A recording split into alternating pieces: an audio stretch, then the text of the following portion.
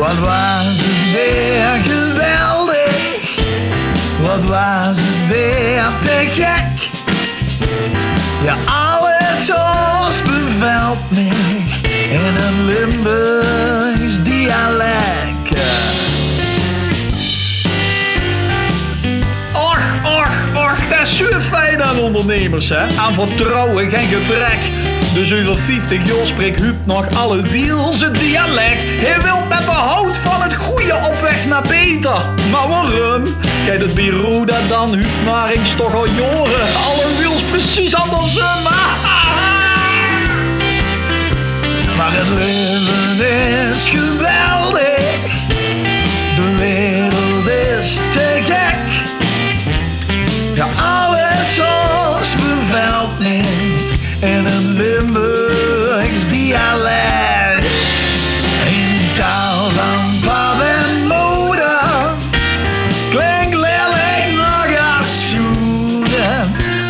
Zolang als het kijkt en één mistake verstijgt, broodgoed.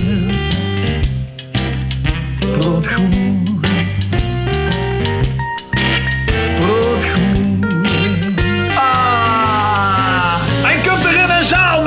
Patatten en een nacho maar terecht. Dan wilt Huub het plat verbieden, zelfs op de hierenzitting in echt. Als dat de moordstaf vuurt, zien we ons dialectcircuit. Maar ach, zolang de politieman maar plat springt, hè, dan kunnen we Huubie wel op die. Kom goed. Maar het leven is geweldig. De wereld is te gek. Bevalt me in een Limburgs dialect.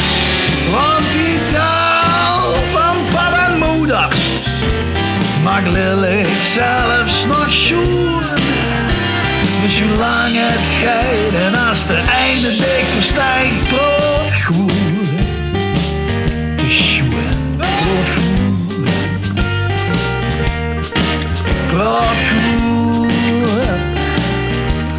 De Limburgse taal en broodgoed, de sjoen. Broodgoed, hey! Ai, ai, ai, ai, ai, ai, ai, ai, broodgoed. Broodgoed.